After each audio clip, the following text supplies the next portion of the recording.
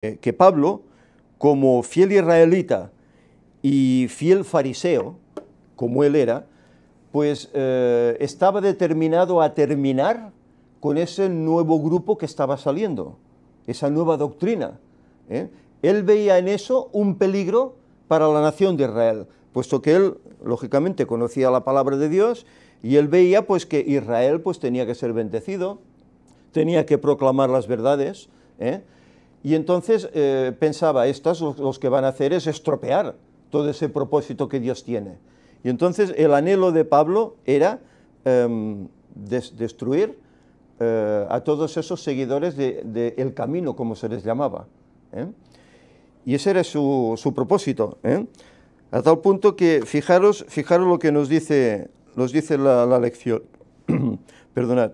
En el apartado del domingo nos habla de perseguidor de cristianos.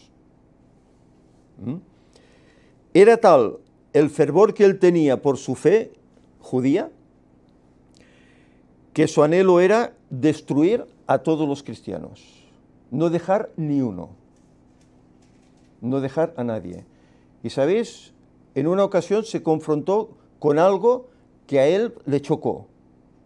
Había un hombre justo de Dios, un diácono, de aquellos que fueron escogidos, de aquellos 7, Esteban, que hablando acerca de esta nueva doctrina fue capturado y fue llevado ante el Sanedrín y fue ajusticiado por ellos. Pero dice que mientras él estaba hablando, el pasaje dice que su rostro parecía el rostro de ¿qué? ¿Sabéis cómo iba esta historia? Dice que su rostro parecía el rostro de un ángel. Y Pablo, que estaba allí presente, él vio eso. Él vio algo distinto allá. ¿Cómo es posible?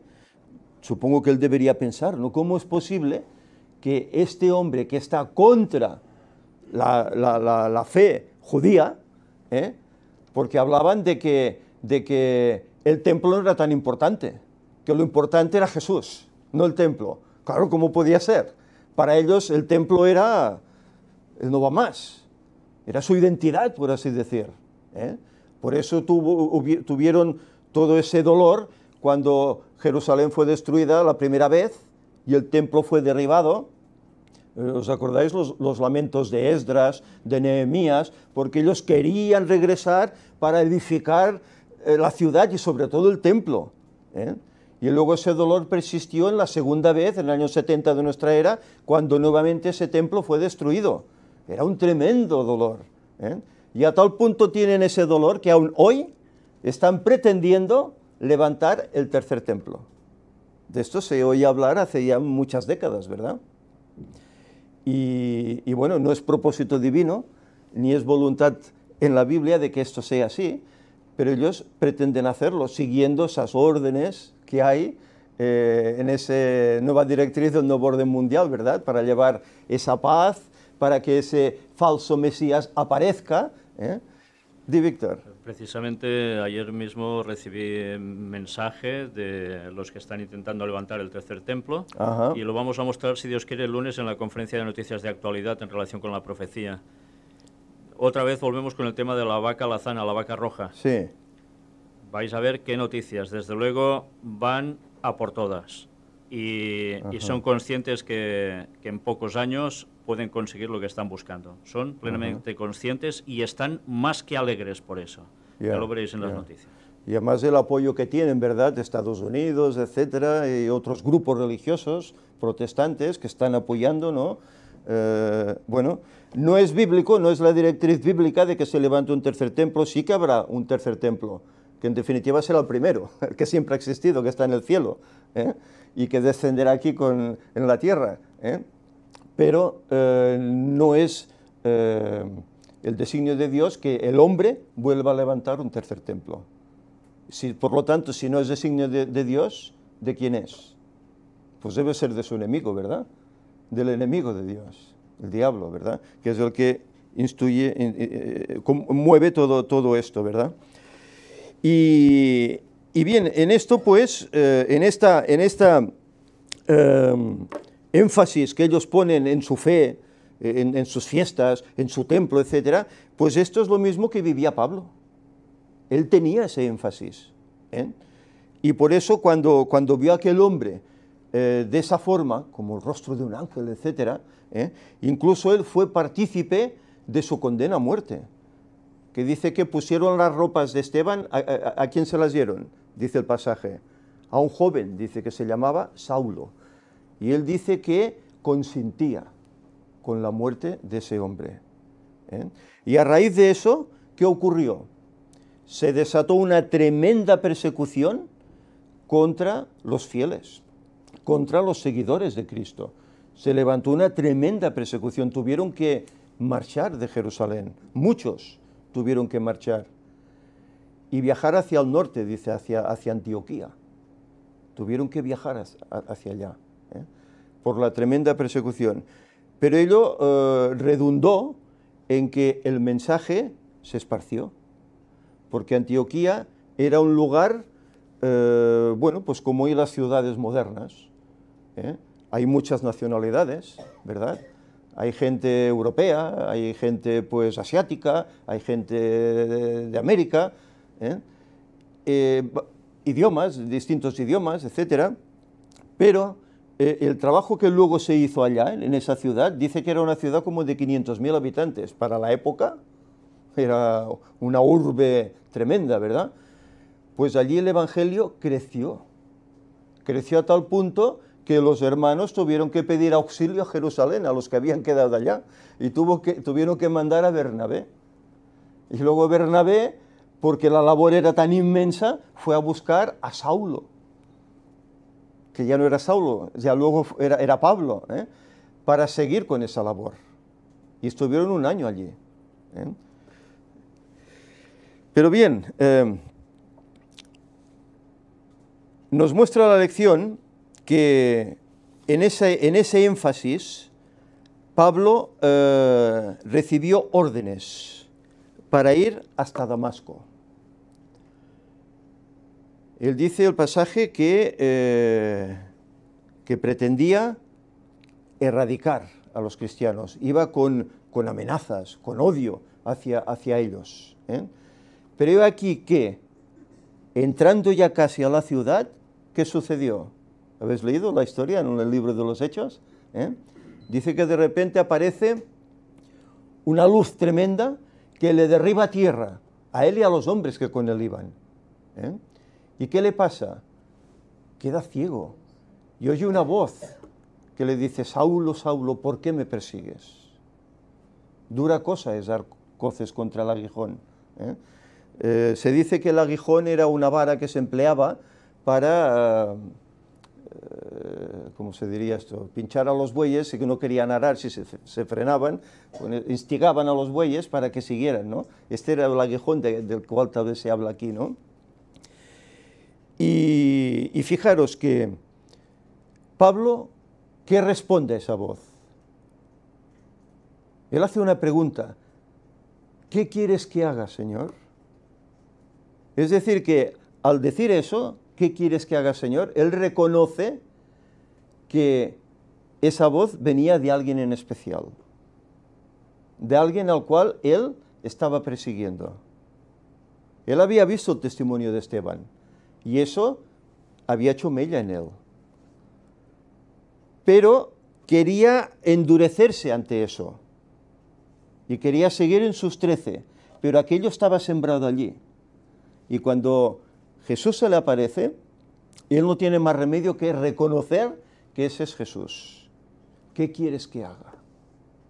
Entra en la ciudad y se te dirá lo que tienes que hacer. Y él desde luego entró, pero no por pie propio. Que dice que tuvieron que acompañarle, ¿por qué? Porque estaba ciego. ¿Cuánto tiempo estuvo así en aquella ciudad? ¿Recordáis? 3 días. 3 días. Es paradójico, ¿verdad?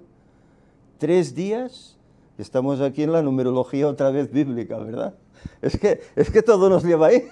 No es que nosotros lo busquemos, es que nos lleva ahí, ¿verdad? Porque al tercer día, ¿qué ocurre con él?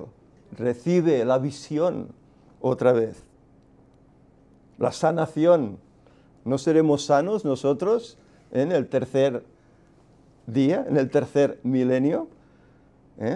Dice que durante 2 días hemos sido castigados, heridos, afligidos, pero que en el tercer día recibiremos sanación. Pablo recibe sanación vista en el tercer día. Es otra lección más, que son 3 milenios después de Cristo y aparece otra vez, por segunda vez, para terminar con esa historia del pecado. Pero fijaros, hay un hombre, un creyente, que es llamado para que vaya allá a encontrarse con Pablo, porque dice, está orando. Pablo está orando. ¿Qué 3 días no pasaría Pablo? Ciego, solo, meditando en todo lo que había estado haciendo contra los cristianos. Se me ha parecido el mismo Jesús. En vez de quitarme la vida, que es lo que él se merecía por todo lo que estaba haciendo con los cristianos, Jesús le podía haber quitado la vida y no pasa nada, igual como no pasó con Sodoma, etcétera, no pasa nada, ¿no? Pero en cambio Jesús no le quita la vida, sino que llama a Ananías y le dice, ves a la calle de la derecha, ¿verdad? Y encontrarás a Pablo, a Saulo, que está orando. Y Ananías, pues, se preocupa, pero Señor, si este hombre está asolando a la iglesia, ¿cómo voy a ir allí? No ves, porque instrumento escogido es este. Y Ananías va al tercer día. Hermano Saulo, recibe la vista. Y al momento dice que caen como de sus ojos unas escamas y recobra esa visión. Pero sabéis, esta visión que él recobró no fue totalmente al 100%. Porque Pablo habla acerca de un aguijón en su carne. Y en algunas ocasiones lo cita. Y bueno, un aguijón en su carne, ¿qué aguijón? Es que, no sé, le dolía la pierna, como le pasó a Jacob, era cojo, o ¿qué tenía? ¿O tenía inquietudes hacia el mundo? ¿No? Parece ser que el aguijón que le había quedado a Pablo, para que se mantuviera humilde al Señor, porque era un hombre muy bien dotado, mentalmente, muy bien instruido, pues el aguijón era que no había recobrado plenamente su vista. Por eso él, cuando escribe cartas, epístolas, no las escribe de su propia mano. Toma secretarios para que escriban en su lugar. Él a veces lo que hacía era firmar de mi puño y letra, firmaba. Pero otros le escribían las cartas, porque parece ser que él tenía ese aguijón, que incluso él había pedido al Señor que se lo quitara, y el Señor le dijo, bástate mi gracia, no me hables más de esto. Bástate mi gracia. Y se conformó con esto. Pero fijaros el privilegio que Dios le da. Un hombre que tenía que haber sido muerto, ya allá, en ese encuentro, en Damasco, pero en cambio el Señor le perdonó la vida. Pero le dice a Ananías, le enseñaré cómo es necesario que tenga que sufrir por causa mía. Y realmente sufrió o no sufrió Pablo. Nos habla de que en una ocasión tuvo que ser descolgado por una muralla, porque lo querían matar, porque predicaba a Cristo. Los judíos, En otra ocasión sufrió apedreamiento, que creían que estaba muerto, lo dejaron, y él se levanta y entra en la ciudad. En otra ocasión, azotes. En otras ocasiones, cárceles, naufragios, hambres. ¿Sufrió o no sufrió por Cristo? Desde luego, desde luego. Pero él dice que para él eso no era nada. ¿Os acordáis que hay una frase de Ellen White en una de sus visiones que dice, ¿qué poco nos habrá costado el cielo? A pesar de que hemos sufrido, pues Pablo lo tenía todo como basura. Para él eso no significaba nada.